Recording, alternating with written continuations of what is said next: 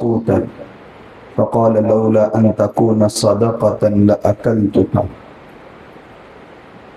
حضرت انس رضی اللہ تعالیٰ عنہ سے روایت ہے، فرمایا کہ اللہ کے نبی صلی اللہ علیہ وسلم ایک گری ہوئی کھجور کے پاس سے گزرے اور آپ نے فرمایا اگر یہ اندیشہ نہ ہوتا کہ یہ صدقے کی ہے تو میں اس کو کھا لیتا۔ اس سے پہلے بھی جو باتیں گزری ہیں اس کا خلاصہ ہم سب کو یاد رہنا چاہیے۔ پہلے ابتدائی روایات میں سب سے پہلی روایت حضرت ابو ہریرہ رضی اللہ تعالیٰ عنہ کی ہے۔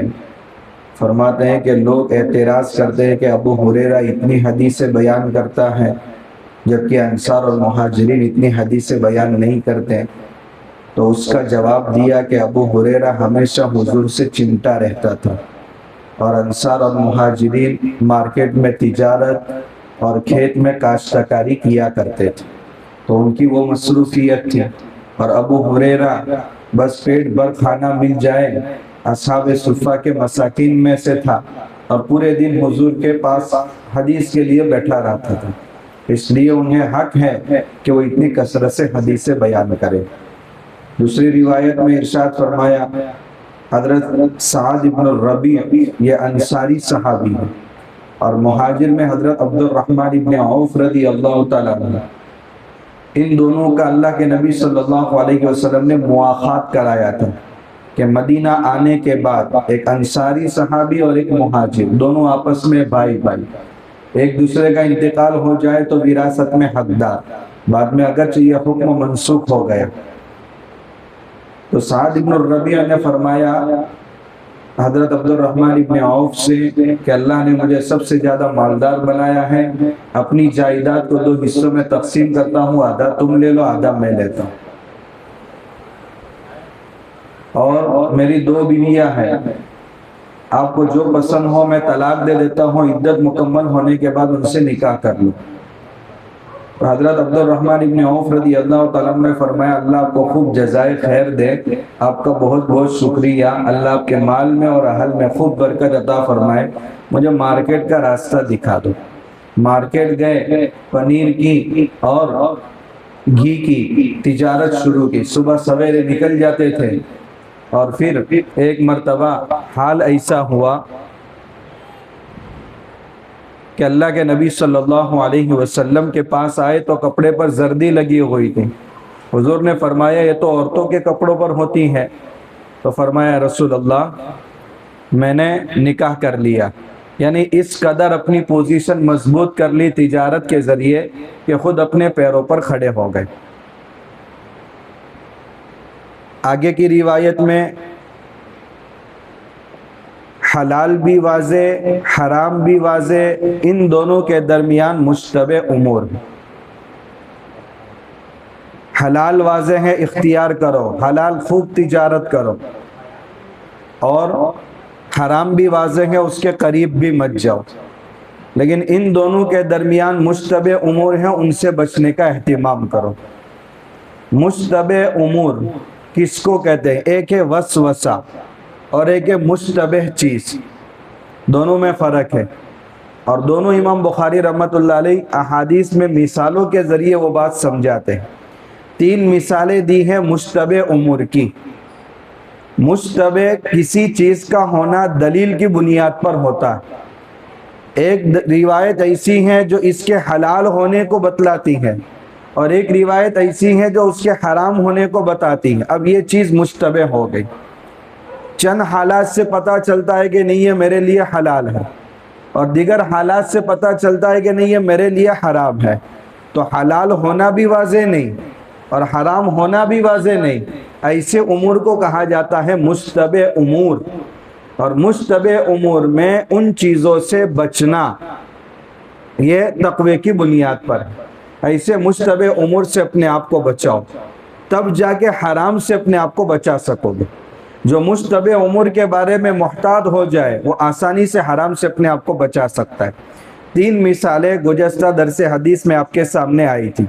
سب سے پہلی مثال جس کا خلاصہ یہ ہے کہ حضرت عقبہ ابن حارث رضی اللہ تعالیٰ عنہ، انہوں نے ایک عورت سے نکاح کر لیا، نکاح کرنے کے بعد دونوں آپس میں رہ رہے ہیں، ایک حبشن آئی اور آ کر کے کہا کہ بھئی تم نے اس سے کیسے نکاح کر لیا؟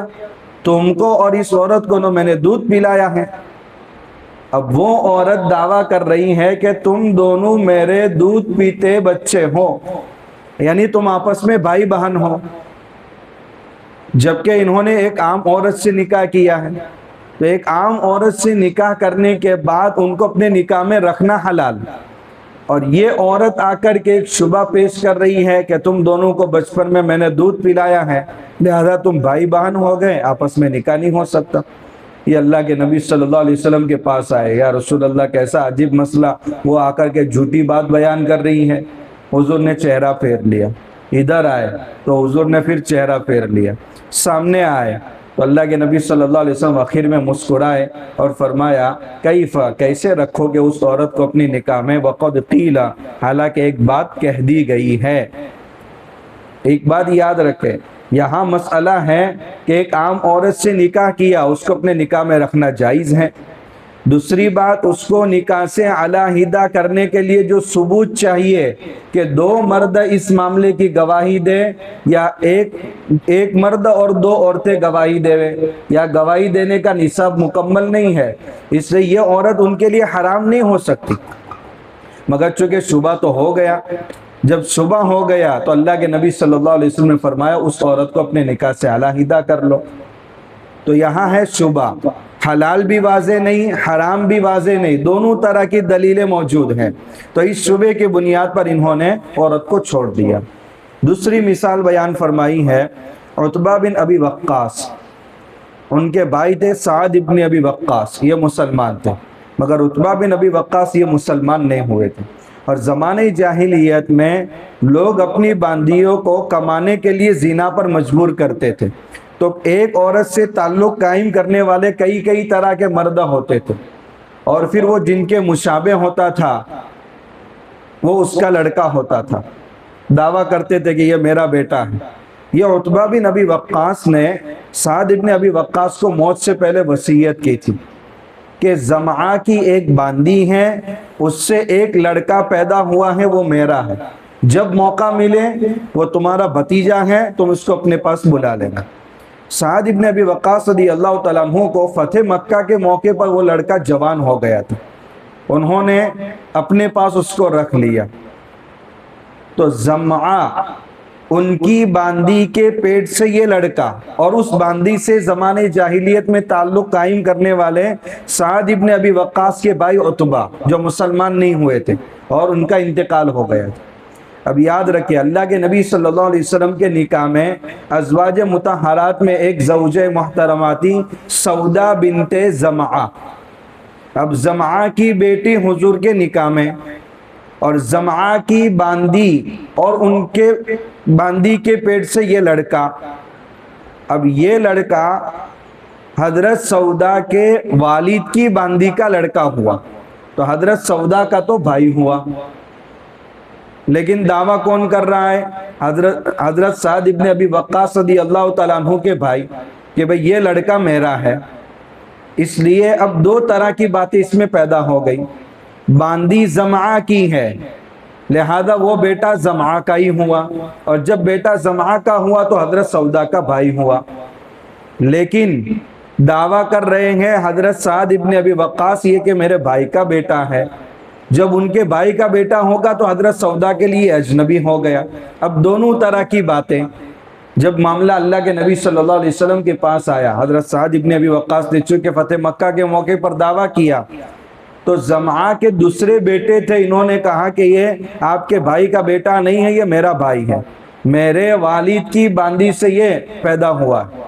اللہ کے نبی صلی اللہ علیہ وسلم کے پاس مسئلہ آیا، حضور نے فرمایا بھئی جس کی باندی ہو اور اس کے پیٹ سے لڑکا پیدا ہو، وہ باندی کے مالک کا لڑکا ہوگا، باقی جو زنا سے تعلق قائم کرے اس کے لیے تو یہ پتھر ہے، اس کا نسب اس سے ثابت نہیں ہو سکتا۔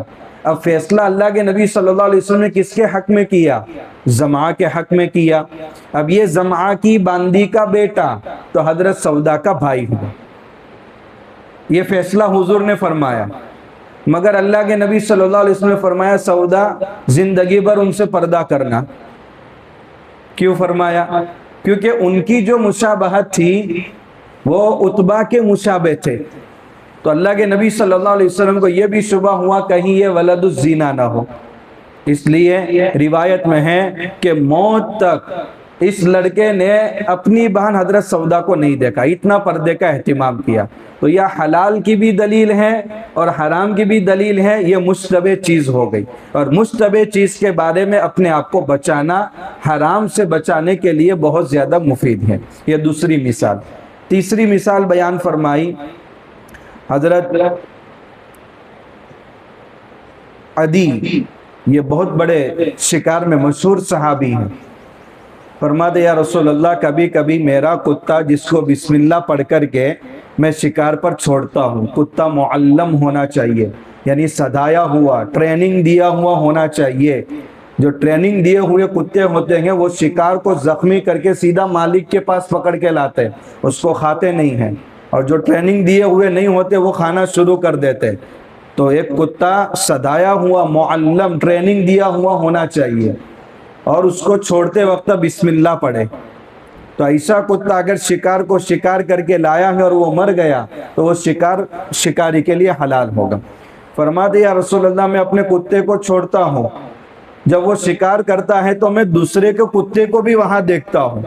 اب میرے کتے نے شکار کیا کہ دوسرے کے کتے نے شکار کیا، ہو سکتا ہے وہ کسی غیر کا کتا ہو اور اس نے اس پر بسم اللہ نہ پڑھا ہو اور اس نے میرے شکار پر بھی حملہ کیا ہو، اب میں کیا کروں؟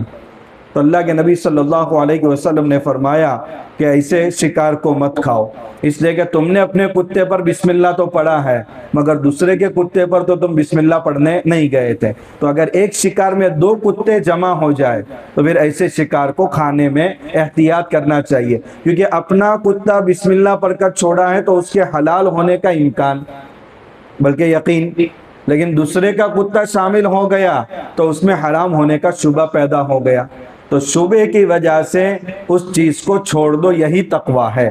جو چیز دل میں کھٹک پیدا کرے اس کو چھوڑ دو اور بے کھٹک چیز کو اختیار کرو، اس کا نام ہے تقویٰ، اور تقویٰ بہت آسان ہے۔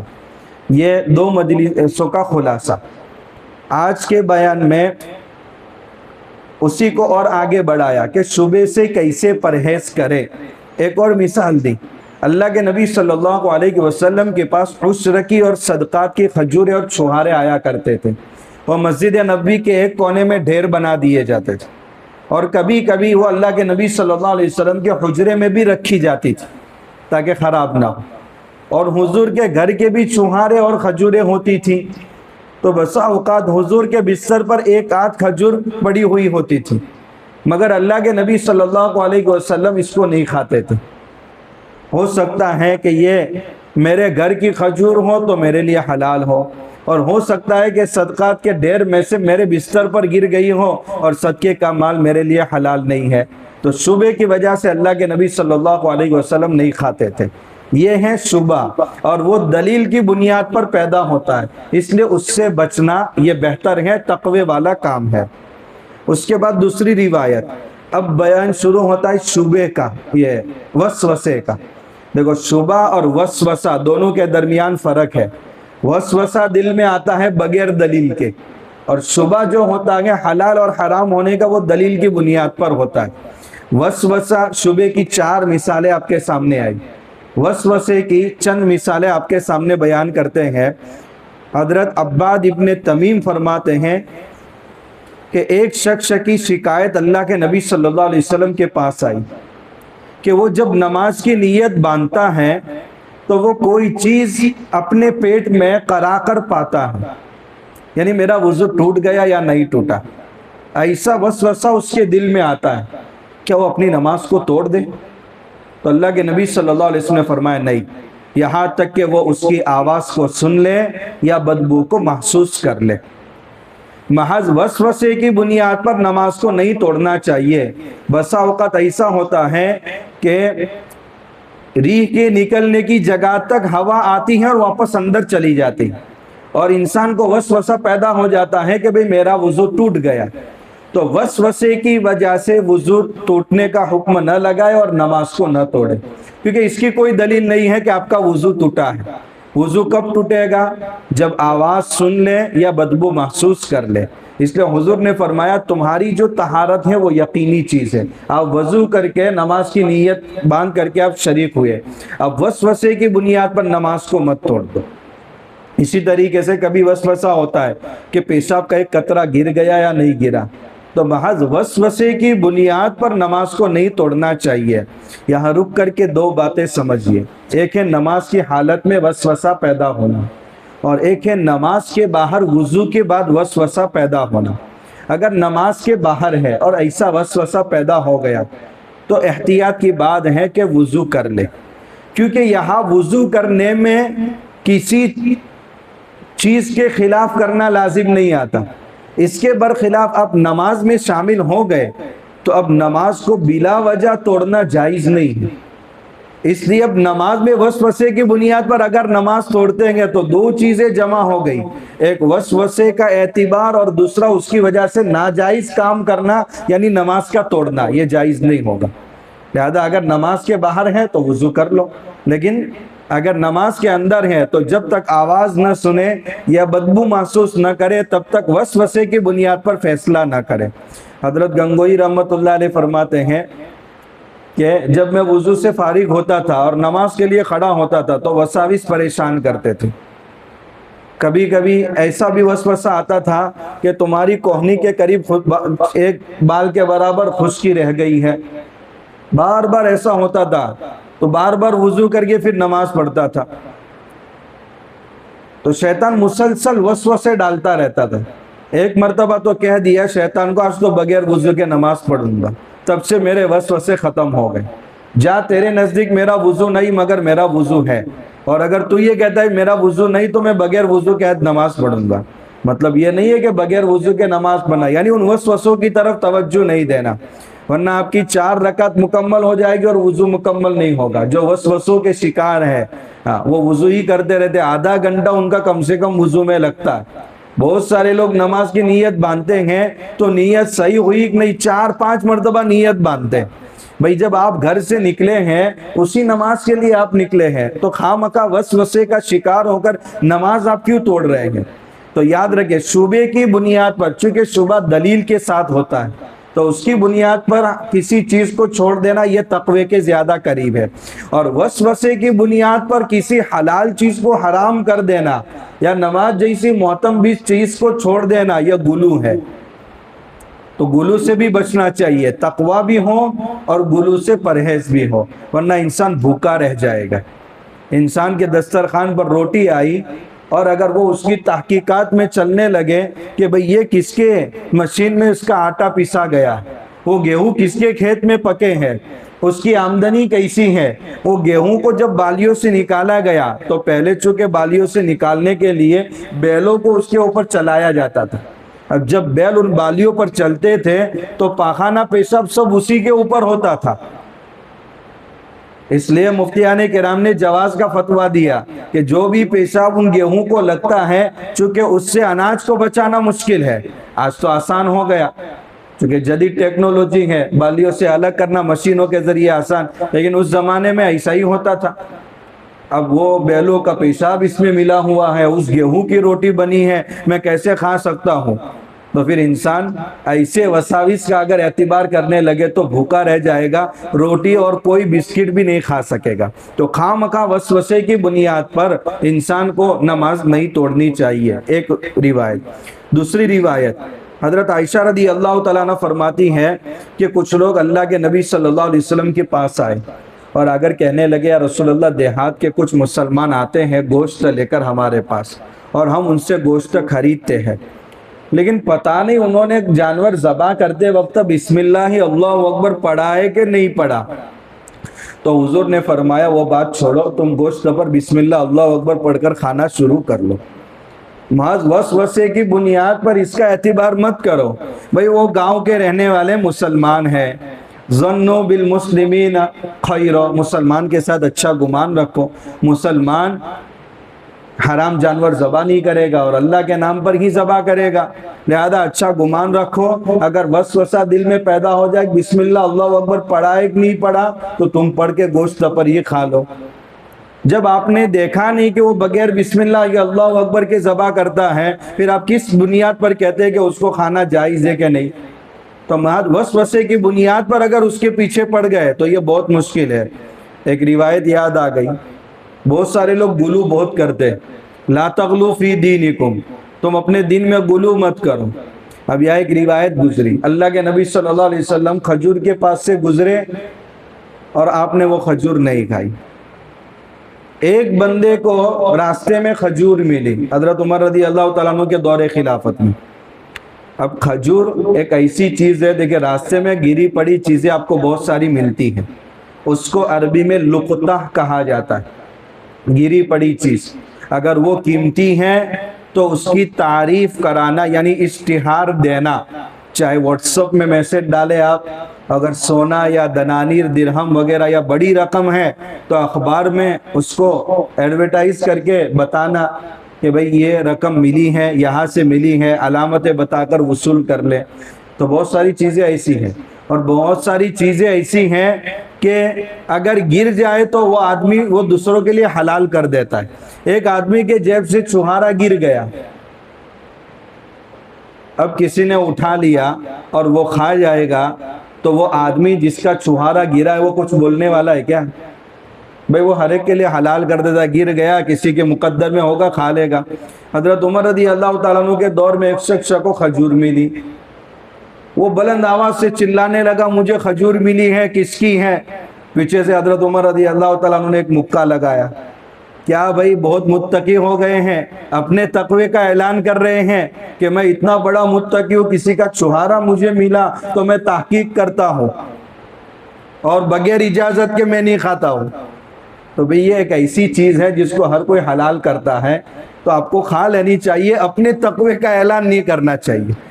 تو اگر اس درجے کا غلو ہوگا تو انسان کے لیے زندگی گزارنا بہت مشکل ہو جائے گا۔ تو یہ قافلے آتے ہیں اور گوشت ہمارے ہاتھ فروخت کرتے ہیں، مگر جا کر دیکھا نہیں کہ کس کی قربانی کرتے، بسم اللہ اللہ اکبر پڑھتے کہ نہیں پڑھتے۔ حضور نے فرمایا گوشت کھاتے وقت آپ پڑھ لو اور وسوسے کا اعتبار مت کرو۔ ایک اور روایت ہے، حضور صلی اللہ علیہ وسلم نے فرمایا ایک زمانہ ایسا آئے گا کہ لوگ یہ بھی تمیز نہیں کریں گے کہ مال میں کہاں سے کما رہا ہوں، امن الحلال ام حرام، یا حلال ہے یا حرام، بس آنا چاہیے۔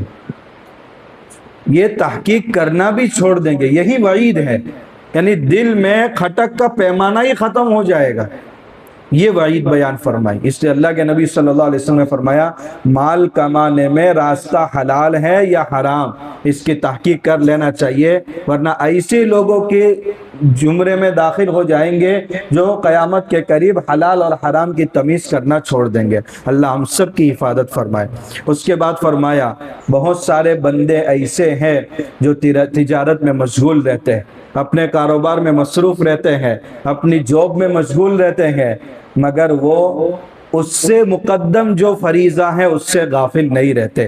کسب الحلال فریضۃ بعد الفریضہ، حلال کمانا یہ فریضہ ہے مگر ایک فریضے کے بعد، یعنی وہ ایسا فریضہ ہوئے جو دوسرے نمبر کا فرض ہے۔ پہلا فرض ہے کہ نماز مقدم ہے، تجارت کرو مگر ایسی تجارت جو آپ کو نماز سے غافل نہ کرے۔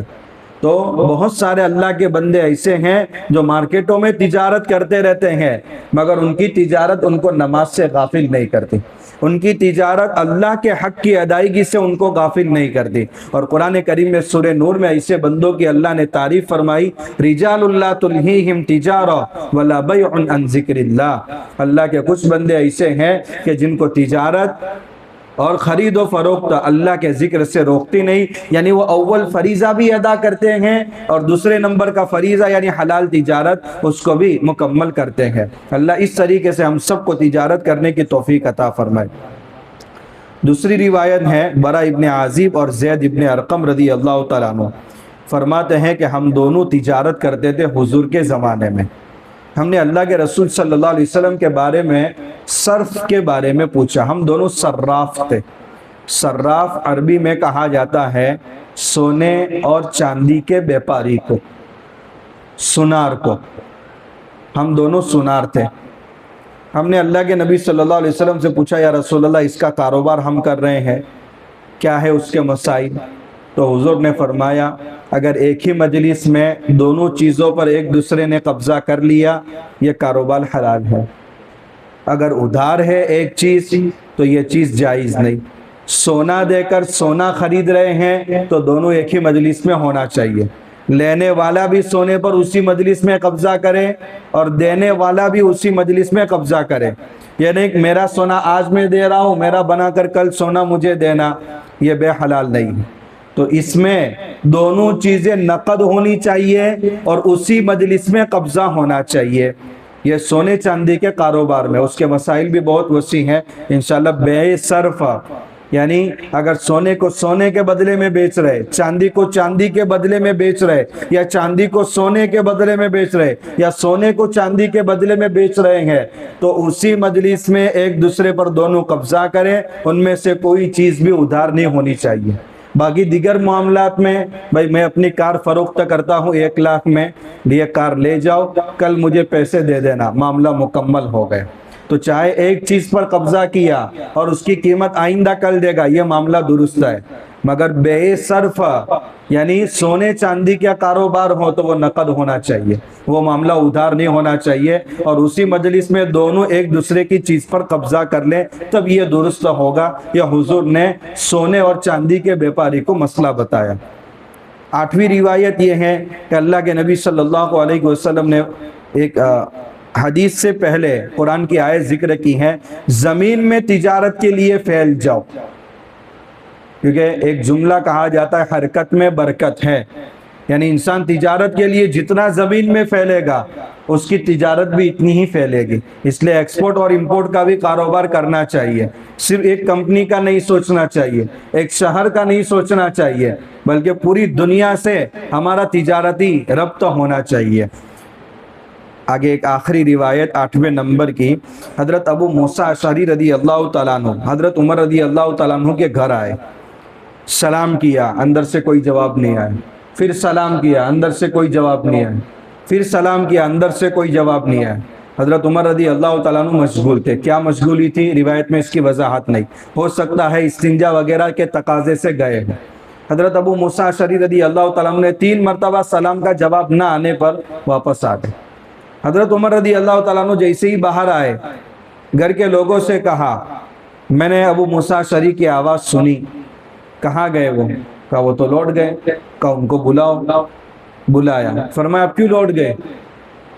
کہا میں نے اللہ کے نبی صلی اللہ علیہ وسلم سے سنا ہے کسی کے گھر جاؤ تو اجازت طلب کرو، جب اجازت نہ ملے تو واپس لوٹ جاؤ. تو حضرت عمر رضی اللہ تعالیٰ نے کہا گواہ پیش کرو، یہ حدیث تم نے حضور سے سنی ہے. حضرت علی رضی اللہ تعالیٰ عنہ جب کسی سے حدیث سنتے تھے تو قسم دلاتے تھے، قسم کھاؤ کہ یہ بات تم نے حضور سے سنی ہے. اور حضرت عمر رضی اللہ تعالیٰ عنہ گواہ کا مطالبہ کرتے تھے، گواہ لاؤ کہ یہ حدیث تم نے حضور سے سنی ہے. یہ احتیاطی پہلو تھا. باقی محدثین نے حدیث کو اخذ کرنے میں لینے میں یہ اصول لیے نہیں ہیں. اس لیے یہ نہ کہا جائے کہ حضرت ابو موسیٰ اشعری رضی اللہ تعالیٰ عنہ پر نعوذ باللہ حضرت عمر رضی اللہ تعالیٰ عنہ نے الزام لگایا، بلکہ یہ لوگوں کو بتایا کہ حدیث بیان کرنا اور اس کی نسبت آقا کی طرف کرنا یہ کوئی معمولی بات نہیں ہے. ہاں، اس لیے اس کی اہمیت کو سمجھو. تو حضرت ابو موسیٰ اشعری رضی اللہ تعالیٰ عنہ انصار کے مجمع میں گئے اور کہا اجازت کا حکم اور 3 بار سلام کرنے کے بعد جواب نہ ملے تو لوٹ جانے کی حدیث آپ نے حضور سے سنی ہے؟ تو سب انصار نے کہا کہ سب نے یہ حدیث سنی ہے. ایک کام کرو، ہم میں جو سب سے چھوٹا ہے اس کو گواہ بنا کر حضرت عمر رضی اللہ تعالیٰ عنہ کے پاس لے جاؤ تاکہ ان کو بھی پتہ چلے کہ یہ حدیث چھوٹے بچے کو بھی معلوم ہے. تو ابو سعید خدری رضی اللہ تعالیٰ عنہ سب سے چھوٹے تھے، ان کو لے کر آئے.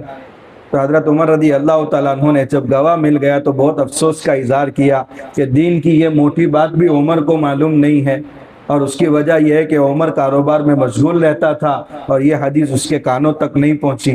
حضرت عمر رضی اللہ تعالیٰ عنہ نے ترتیب بنائی تھی، چونکہ مدینہ سے ان کا مکان بہت دور تھا ابتدا میں. تو اللہ کے نبی صلی اللہ علیہ وسلم کے پاس ایک دن وہ آتے تھے، دوسرے دن ان کا ساتھی آتا تھا. تو ایک دن وہ کاروبار میں مصروف رہتے تھے، دوسرے دن ان کا ساتھی مصروف رہتا تھا. شام کو آ کر ساتھی ساری حدیث سے ساتھی کو سنا دیتا تھا. تو حضرت عمر رضی اللہ تعالیٰ عنہ نے فرمایا بہت افسوس کی بات ہے کہ اتنی موٹی بات یہ چھوٹے بچے کو بھی معلوم ہے اور عمر اس سے غافل رہ گیا، اور وجہ یہ تھی کہ عمر کاروبار کرتا تھا۔ تو حضرت عمر رضی اللہ تعالیٰ عنہ حضور کے زمانے میں کاروبار میں مشغول ہیں، تو اس کے تجارت کی فضیلت بھی معلوم ہو گئی۔ آج کے لیے بس اتنا ہی۔ آگے کی جو روایات ہے کہ سمندری سفر تجارت کے لیے کر سکتے ہیں کہ نہیں، کیونکہ روایت میں ہے کہ سمندری سفر نہ کرے سوائے حاجی اور مجاہد کے۔ اب کسی کو تجارت کے لیے سفر کرنا ہے، کمانے کے لیے سفر کرنا ہے، تو کشتی کا سفر کر سکتا ہے کہ نہیں، کیونکہ بہت زیادہ حالات سے گزرنا پڑتا ہے اور پتہ نہیں موت اور زندگی کے درمیان انسان کشتی کے اندر ہوتا ہے، تو وہ جو بھی اشکال ہوتا ہے امام بخاری رحمۃ اللہ علیہ اس کو کلیئر کریں گے اور قرآن کی آیت سے اس کو ثابت کریں گے۔ سبحان اللہ۔